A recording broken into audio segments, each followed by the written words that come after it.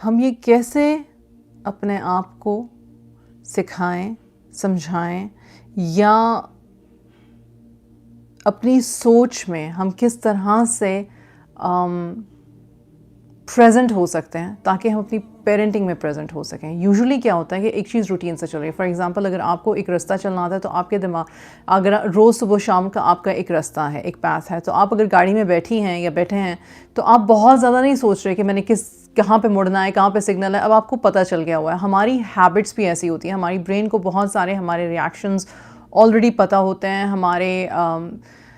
हम कब चीखेंगे, हम कब चलाएंगे, हमें कब गुस्सा चढ़ जाएगा, हम कब नॉर्मल हो जाएंगे, हम इस बात पे किस तरह से रिएक्ट करेंगे, कौन सी चीज़ हमें ट्रिगर करती है, हमें यूजुअली हमारे पैटर्न्स बन चुके होते हैं। फॉर एग्जांपल, एक मजाक बना हुआ है कि अम्मियों को अगर दोपहर को कलूला करना है और अगर आपने शोर कर दिया तो आपकी शामत आ गई, राइट।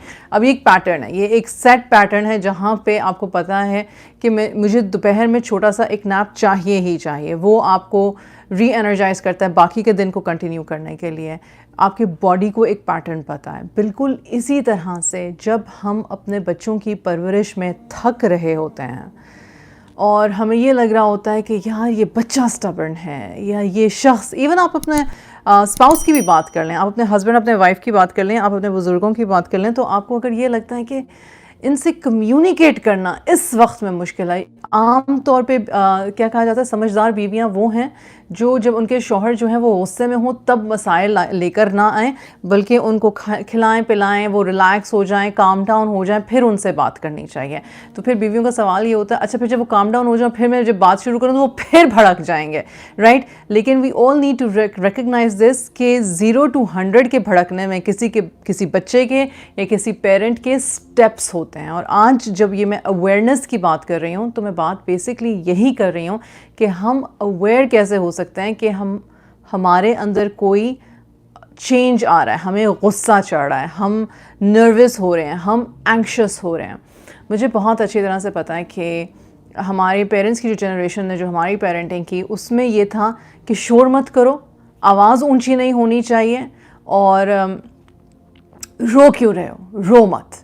मैं अगर डांट रही हूँ या मैं अगर डांट रहा हूँ स्कूल में, स्पेशली टीचर्स वगैरह, तो ये रोने की क्या ज़रूरत है, राइट। उन बच्चों को ज़्यादा मार पिटती थी या ज़्यादा उन पे तशद्दुद होता था टीचर्स के हाथों या बड़े बहन भाइयों के हाथों या इवन पेरेंट्स के हाथों, जो ज़्यादा चीखते चलाते थे मार खाते हुए। जिस बच्चे ने 2 चपेट चुप करके खा ली है उसकी जान जल्दी छूट जाती थी। और यूजुअली बच्चे क्या करते थे, चुप करके खा लेते थे, ज़्यादा शोर नहीं करते थे, राइट। अब ये सारे जो हैं ये ट्रिगर्स हैं। कोई अगर सुन रहा है और किसी की लाइफ में ये साने हो गुजरे हैं जहाँ पे उन्होंने मार खाई है, जहाँ पे उन्होंने टीचर से मार खाई है, पेरेंट्स से मार खाई है, और उनको ये बार बार कहा गया कि फिर रोना नहीं है, फिर एक्सप्रेस नहीं करना, फिर बोलना नहीं है, राइट।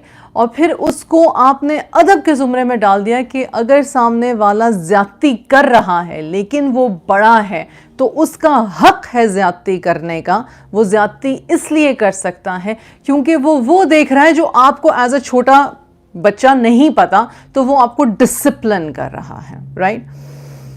ये सारी आर्ग्यूमेंट के सेक के लिए मैं बात नहीं कर रही हूँ। मैं ये बात इसलिए कर रही हूँ कि हम आज जिस दौर में रहते हैं, जो मैसेजेस मेरे जैसे लाइफ कोचेस, आप सलमान सिद्दीकी जैसे, प्रोफेसर जावेद इकबाल जैसे, और जिनको आप सुनते हैं, राइट, वो लोग जब बच्चों की आज परवरिश की बात कर रहे हैं और जो किताबें हम लोग लिख रहे हैं, जो हम लोग कॉन्वर्जेशंस कर रहे हैं, उसमें हम बात क्या कर रहे हैं, उसमें हम कुरान और सुन्ना को लेकर आते हुए बात करें कि डिसिप्लिन मारपीट से नहीं हो सकता।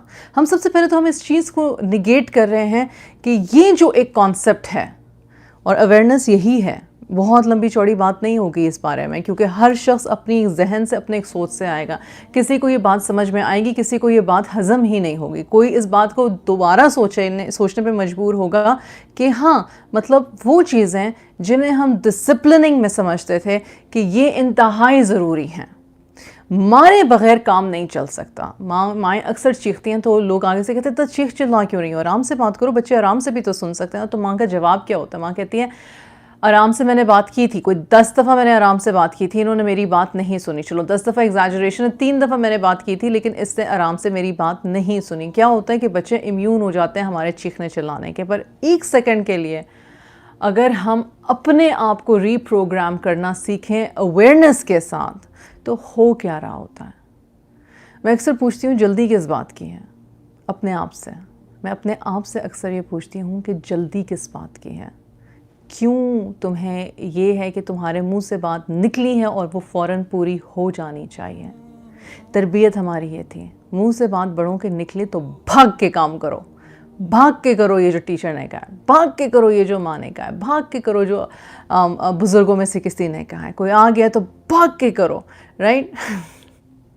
अर्जेंसी हमारे दिमाग में होती है, हम भाग के चाय पका नहीं रहे होते हैं, हम भाग के खाना नहीं बना रहे होते हैं, हम भाग के प्लेटें नहीं सर्व कर रहे होते हैं, हम भाग के कुछ भी नहीं कर रहे होते हैं, लेकिन दिमाग भाग रहा होता है कि मुझे जल्दी जल्दी जल्दी जल्दी करना है, क्योंकि अगर मैंने जल्दी ना की तो क्या होगा, कुछ भी नहीं होगा, कुछ भी नहीं होगा। खाना अगर बना है तो खाना वक्त पे ही सर्व होगा। बर्तन जो धुलने हैं, 2 हाथों ने धोने, वो तभी धुलेंगे जब वो धोने वाला धोएगा। जवाब ये मिलता है काम जल्दी ख़त्म हो जाएगा। फिर सवाल ये है, फिर उसके बाद क्या करोगे? फिर उसके बाद मैं रिलैक्स कर सकूँगी, ये मैं माँओं से बात कर रही हूँ, राइट। मैं उसके बाद रिलैक्स कर सकूँगी। आज की माँओं की relaxation including myself as a mother is scrolling endlessly on my social media. Instagram पे स्क्रॉल कर लिया, फेसबुक पे स्क्रॉल कर लिया, यूट्यूब पे स्क्रॉल कर लिया, जो भी आप लोगों की मूवीज़ जिस भी आप स्ट्रीमिंग चैनल्स पे देखते हैं वो आपने स्क्रॉल कर ली, इंटरव्यू स्क्रॉल कर लिया। That is your relaxation, that is anybody's relaxation. अब उसको आप रिलैक्सेशन भी कह सकते हो।